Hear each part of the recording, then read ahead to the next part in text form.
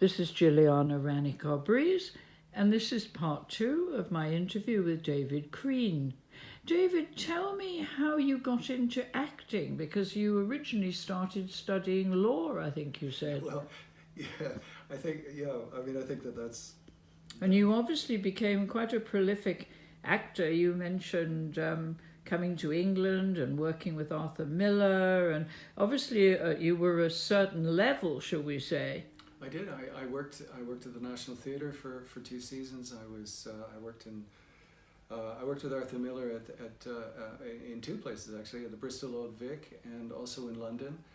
And I worked with some extraordinary people. Really. Where did you train? I trained in Canada originally, but... You said Canada or Toronto was a special place in the 70s for theatre, didn't you? In the 70s, Toronto, the 70s and really in the very early 80s, Toronto was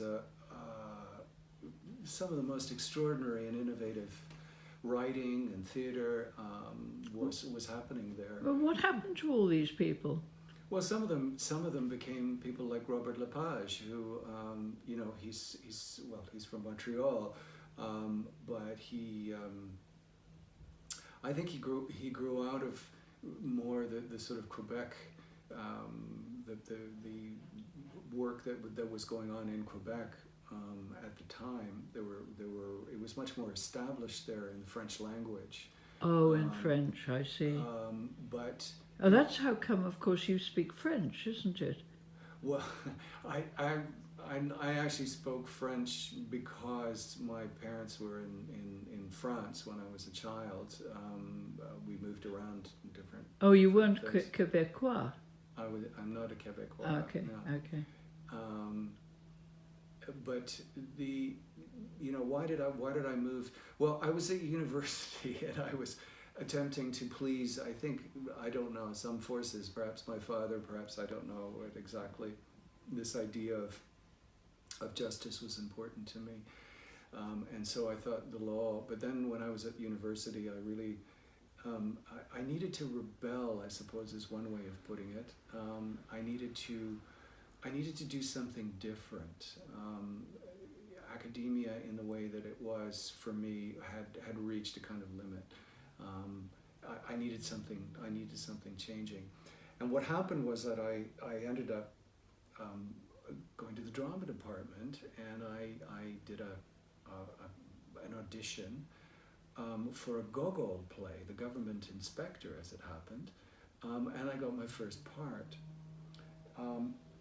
What happened for me as an actor was that I started to train because I became interested in things like, how does the body move? What are emotions? How do emotions work? How do you conjure up emotions? Where do they come from? And this all became very, very valuable for me, both on a personal level, but actually became one of the things that underpinned the whole development of body resonance per se, because body resonance is looking at the actual that work is it's looking at how the body mind is putting things together. So that means your physical self, your emotional self, i.e. the feelings and sensations that you have, as well as past emotions that you might have, which would include everything from trauma to just memories, to thought processes, how we think about those things.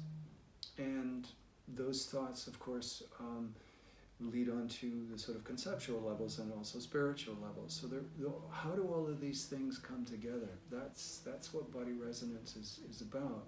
And the theater was an extraordinary way of learning the kind of nuts and bolts of working from inside. I had to play character, and these characters did things that I would never dream of doing, for instance. Did you have a mentor? Yes, certainly. I had lots of, over the years, many different people. in terms of the work, the kind of healing work that really started. I was the go-to person in any cast. I was the go-to person to, resolve all kinds of issues. I learned a lot of body work at the time anyway, but if somebody had a headache or they had an issue about something or other, they would often come and talk to me. I would be the ear.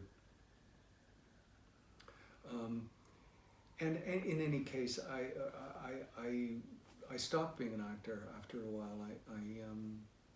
It was It wasn't change in my life. stimulating enough for you, Well, I'm or not it was sure. limited.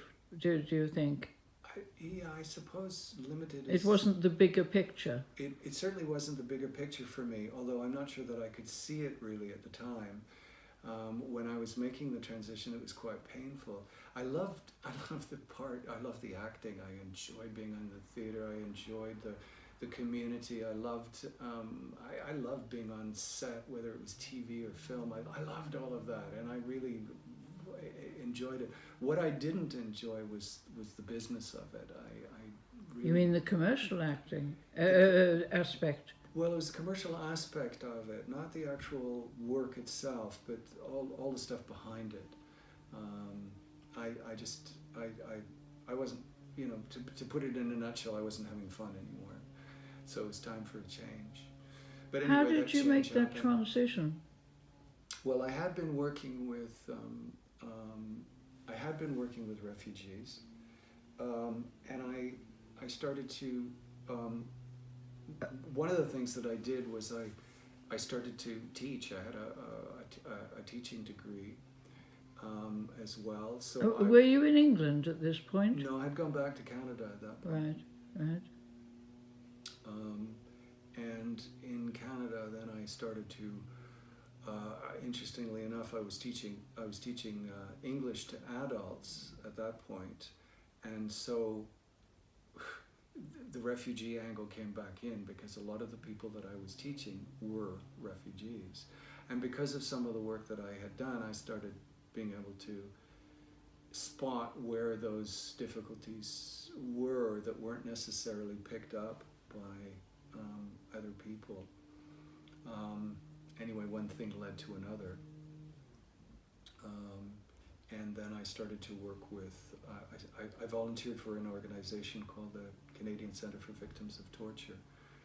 And they had a program called the Befriending Program, which was a kind of an advocacy program, which meant not in the legal sense, but in the sense of helping people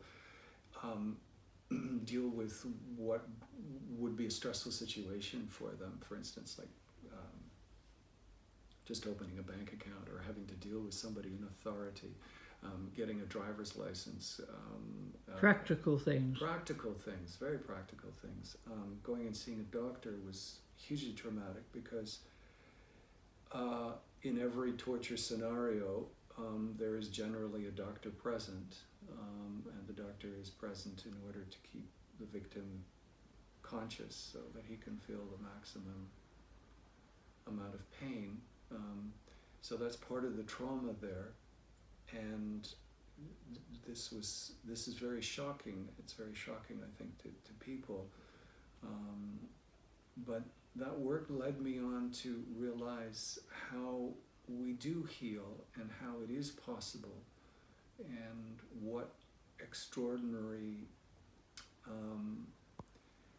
resilience we have, and that's something that's taken me through an awful lot. We'll continue talking in part 3. Thank you very much, David.